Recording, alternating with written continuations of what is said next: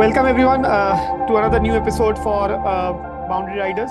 First of all, I would like to apologize to everyone that we could not fulfill our promises. We had promised to put up a year-end video of whatever went well in cricket world and whatever happened in the cricket world in the year 2024. But unfortunately, due to some personal commitments, we were not able to do that. So sorry for that. We also had one of the videos we actually shooted and we could not post it. That was related to the BGT, but we could not post it due to some personal commitments again. But nonetheless, we are back again, and we are discussing. I mean, one of the most important events of this year till date, that is the ICC Champions Trophy.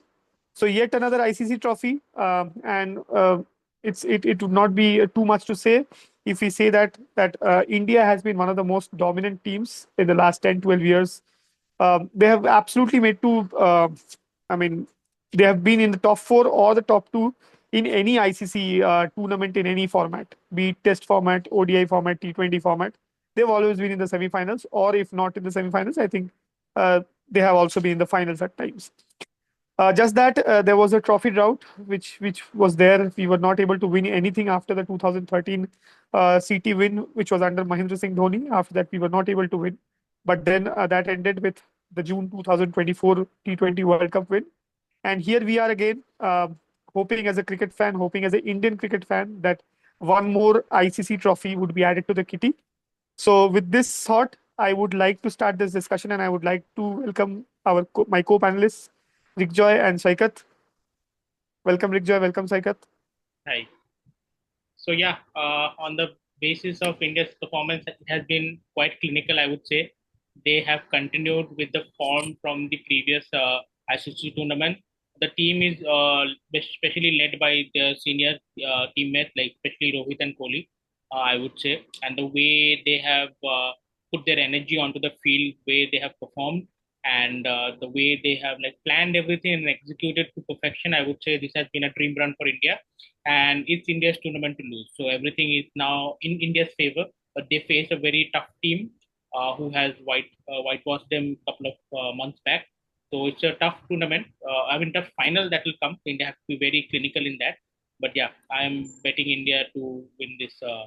Yeah, I think if one team could have, given a good competition to India was this New Zealand's team. So they never drop a catch, right? They convert half of their chances into a full-fledged catch. So I think that is pretty important against India. India did give some chances against Australia, which Australia could not grab.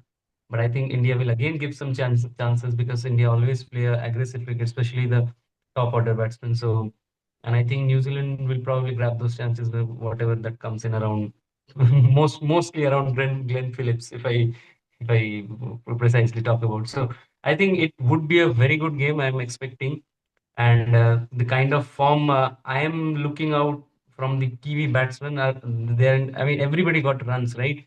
Including Rachin Ravindra. Will Young obviously got a good run in the first game, and then it dropped his form a bit. But I think at some point of time, I don't know whether they will bring back Devon Conway at some point of time, or I don't know whether they will risk that in a final.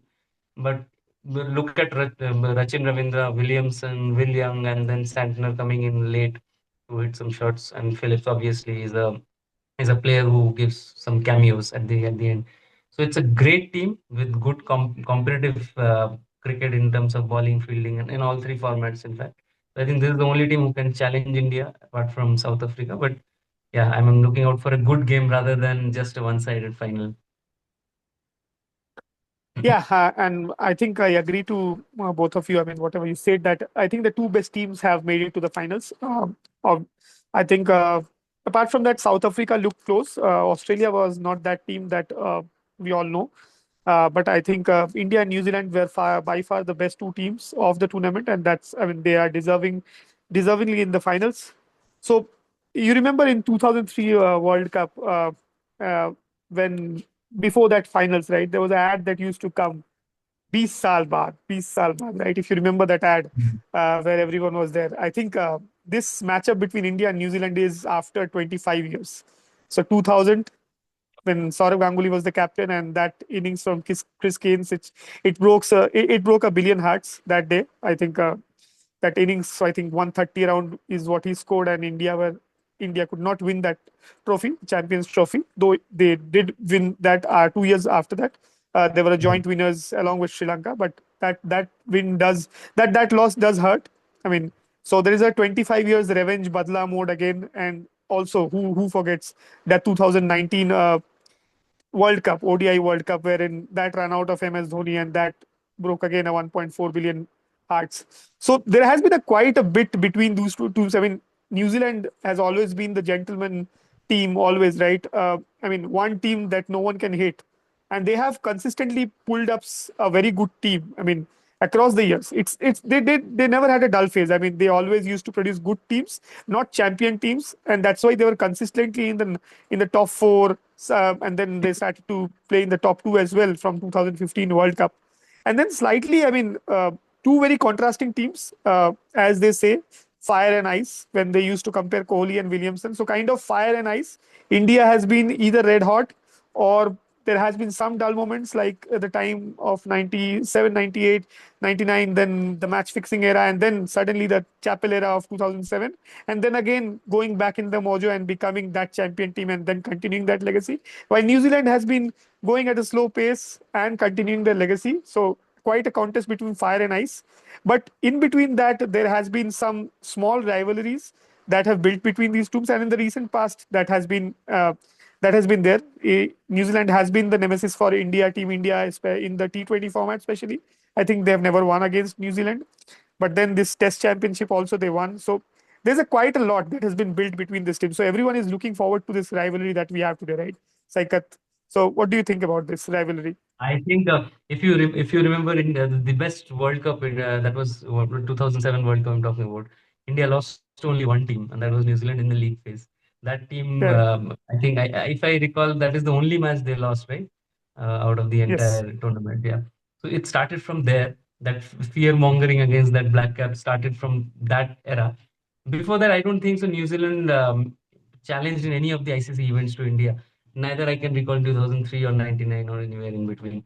But that is where all the beginning of this specific rivalry. And I think every year, be it whatever condition is, New Zealand it always pulls out somewhere some team in the ICC tournaments to punch back the oppositions and be in the top four. That they consistently do. And I think this is a very important game, I would say, considering we never know what Indian stars this star-studded team will look like in the next ICC event. That's a big question mark we have considering the 50 over format. So I think the whole India will back this team up tomorrow, and I think we will have a great game, and it's a good competitive teams we are talking about. So I'm expecting a big day in the Indian cricket. Let's hope for that. So New Zealand, India do have like they go back way far. Like as you have mentioned, so we have a rivalry going on since 2001. My bad. So and from that time onwards, New Zealand, always have faced India. They have given us tough competition. They are always like the champion squad who has never won, similar to South Africa. They came very close in 2019 and due to some mysterious circumstances or what kind of rule I didn't know, they lost the World Cup. And still, they were not disheartened. They still kept their performance. They, despite being a country with very small population, they keep churning out good players, great players, I would say, and not only for this generation but in previous generation, prior generation too. I think right from like Richard Hadley to Martin Crowe, so they continue that legacy till we have Kane Williamson. So yeah, it's not a team to take lightly, and they have every chance. Like India, the pressure is on India, right? So they have to uh, feel that pressure, and they have to uh, you know go through that pressure. So it's pressure on India. So that will be a great favor for New Zealand because they can build up and they can put pressure on India, and then they can wait that when India will falter and they can easily win the match. So it's similar to what happened in semi-final. They can use the same tactic. Yeah, agree. I think it's going to be a spiced up battle. So while we look at the battle, I mean, not the battle, while we look at the war, let's also talk about the mini battles. So, I mean, both these teams have star-studded players. I mean, they have some very good spinners, very good batters. What do you think? I mean, what are the tactical matchups that we have? So, Rigja, we start with you. I would say that they have built up a great spinning lineup. Okay, Michel Santner will be a player to watch out. He is almost I would not say level of Jadeja or Akshar, but he can give that same kind of problem what Akshar and Jadeja does for the other team. So India has to be very careful in that. Also, from batting wise, New Zealand has a very deep batting lineup, right?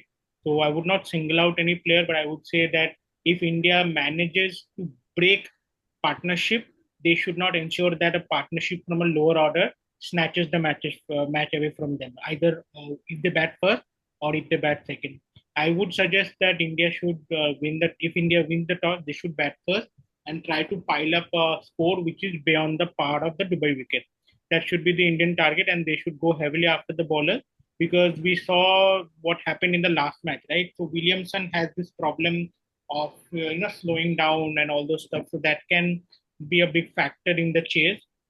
The chase can be easy and difficult based on the number of runs that the first team scores. So India should focus on that.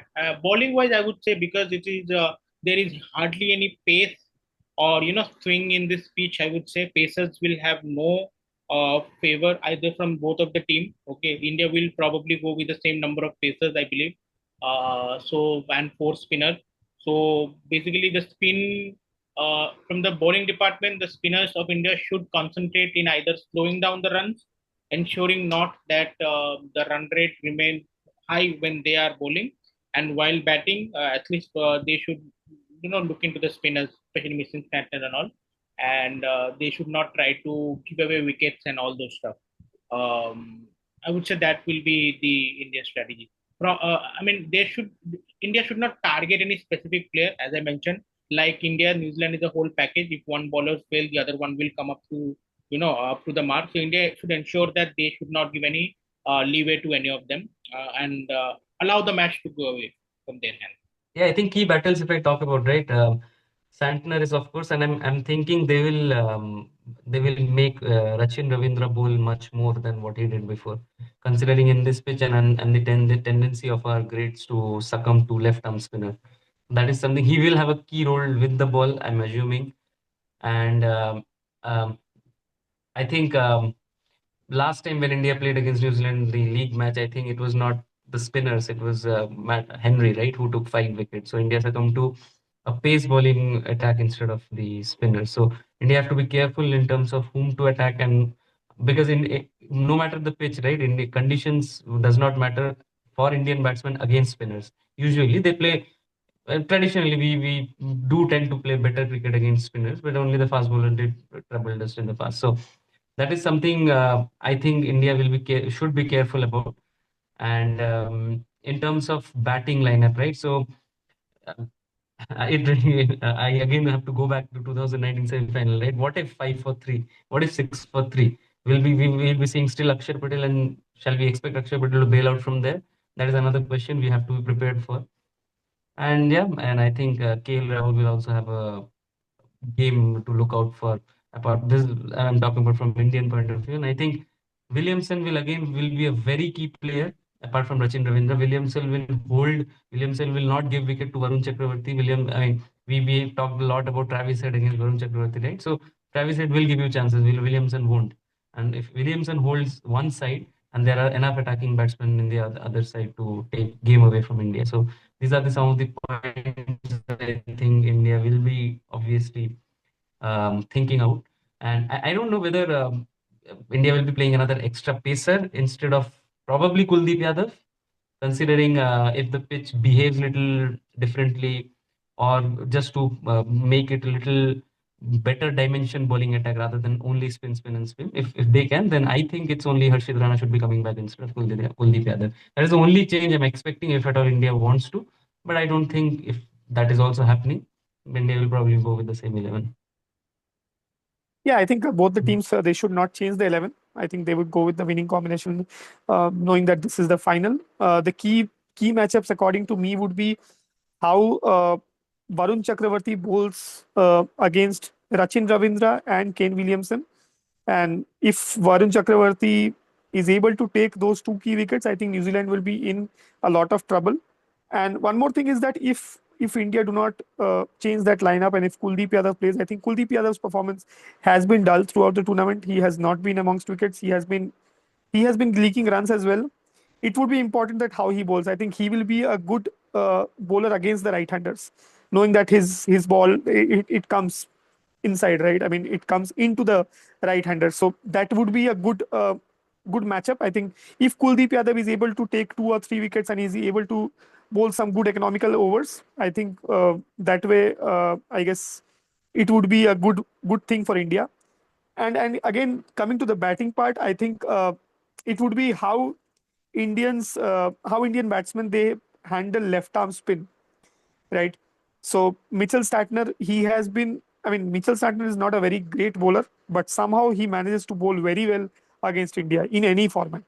I think it's all started with that T20 World Cup loss. You remember, I think India were bowled out for some 79. I think Dhoni was the captain that time, 2014 or 16. What was it? I don't remember. It was in one of the group stages matches. I mean, Mitchell Startner, I think, just debuted that time. He was very new bowler then. Starting from then, he has always been the nemesis for India in all formats. In the test matches, also, I think he finished with 13 wickets. So, and Kohli and Rohit, they both have that tendency to fall against left arm spin. So that would be a key battle to watch out if they can negate that. And the way I think Kohli played against Zampa in the last match against Australia, if he is able to bat like that against Satner as well, then I think India would be in a very good situation. So that is one thing, and I think Rohit Sharma is he's bit vulnerable to those deliveries that's going in, uh, especially. So Matt Henry is that kind of a bowler who would have that extra yard as well. So if Rohit Sharma is able to handle him, and I think and even William O'Rourke, right, the new bowler that is there, he also did very well against India in the test matches. So I think handling him would also be very key for Rohit Sharma. So as I mentioned, right, to win the war we have to win the mini battles. So if India win these certain battles, I think it would be a cakewalk for India. That's what I feel.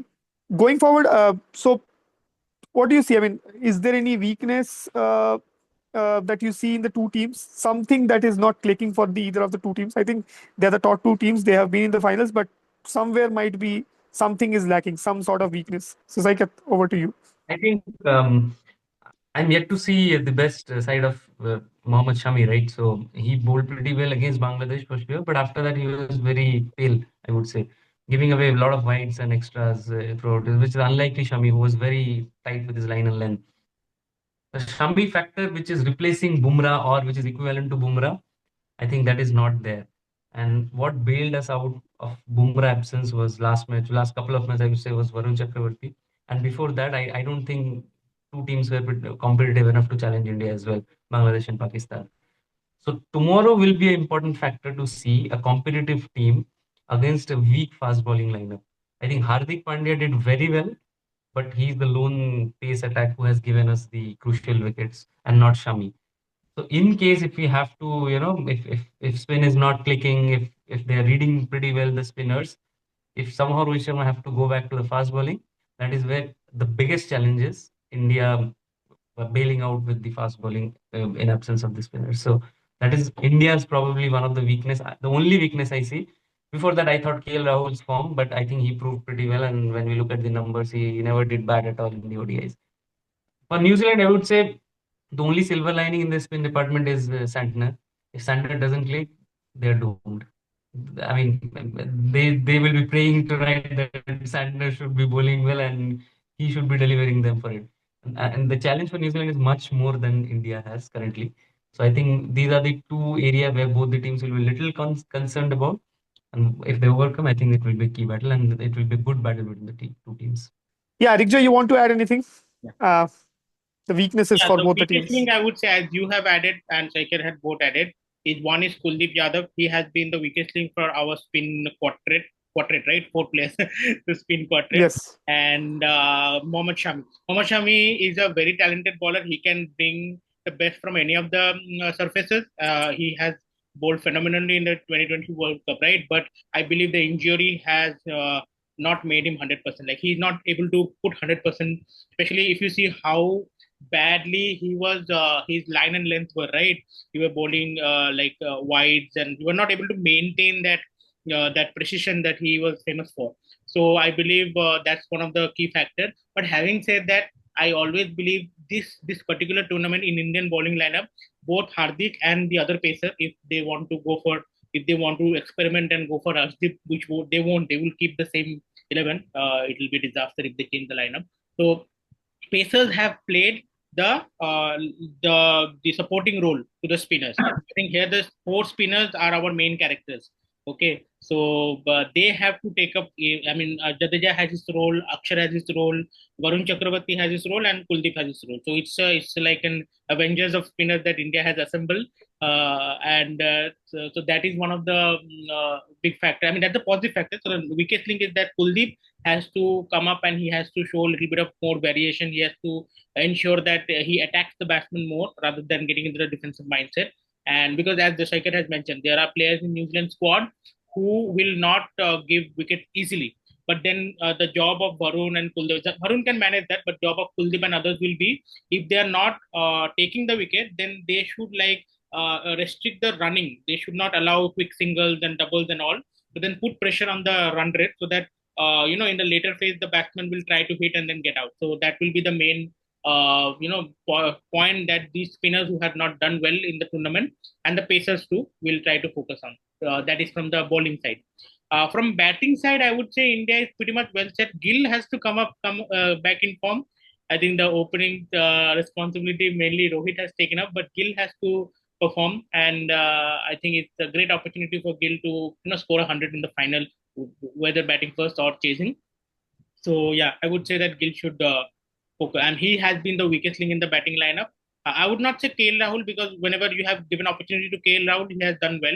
And Akshar's role, I would say, Akshar is not there to play a long innings. Okay, he is like the interval of the Indian batting lineup. So Gautam Gambhir sends Akshar as the like an interval. First half is done. Now the after Akshar, the second half will come.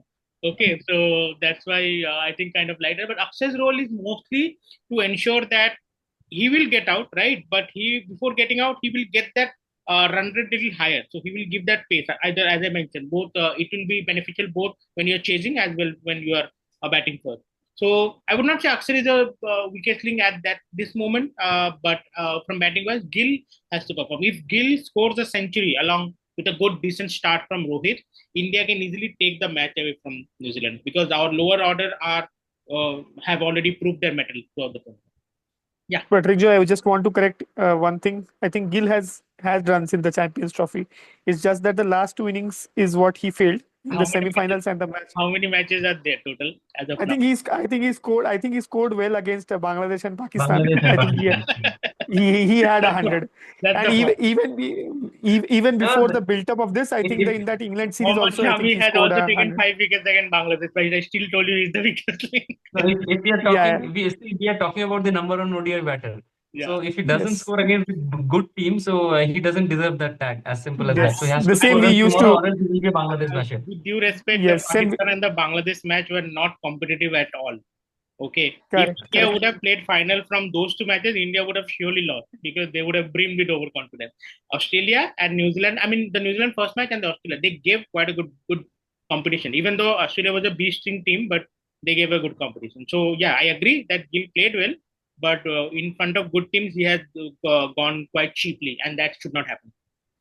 Yeah, I think Gill has to perform well in the finals because that is one of the keys to the success. I think because I think we are slowly seeing the transitioning from Kohli to Gill. I mean, that's how at least that's how it is being portrayed, right? So talking about Kohli, right, and that's transitioning things. Steve Smith retired. Joe Root, I don't think we'll be seeing him in any ICC shorter version format. Uh, Kane Williamson, Rohit Sharma, and Virat Kohli, the three of the Fab Five. I would say I would still call it Fab Five when it comes to the ODIs. I would not call it Fab Four. Rohit Sharma definitely is a Fab Five. Are we seeing the last Your time your five your Kane? five players are My five players are Steve Smith, Rohit Sharma, Virat Kohli, Joe Root, and Kane Williamson. That's my Fab Five for ODIs.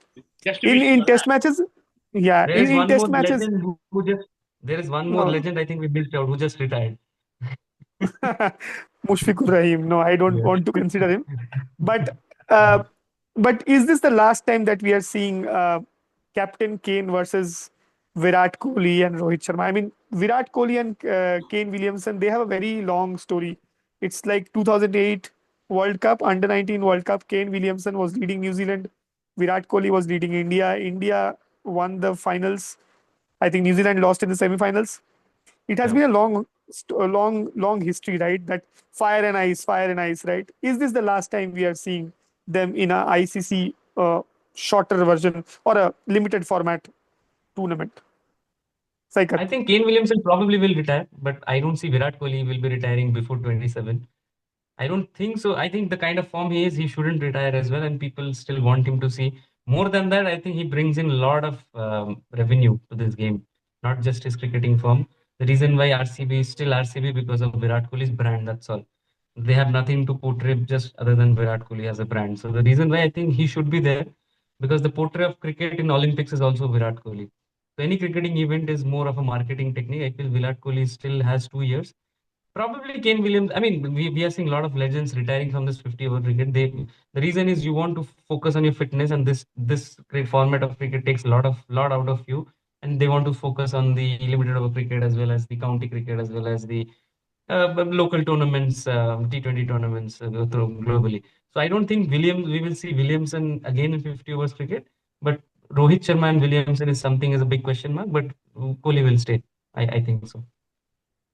Irja, quick thoughts. Yeah, I would say that Saikat has mentioned there is already a huge amount of legacy left by these players. So Kane Williamson will definitely take a call. There is no incentive for him to stay back for 2 more years for the 2027 World Cup. In New Zealand has got a great batting strength to. I mean, I would not say they would 100% replace him. It's a huge vacuum that he will leave. But like Steve Smith, he might call it a day. But Virat Kohli will continue till 2027 World Cup. He has that energy. He is extremely fit, even fitter than many younger players. So he will continue. Rohit Sharma, I think, is very dicey.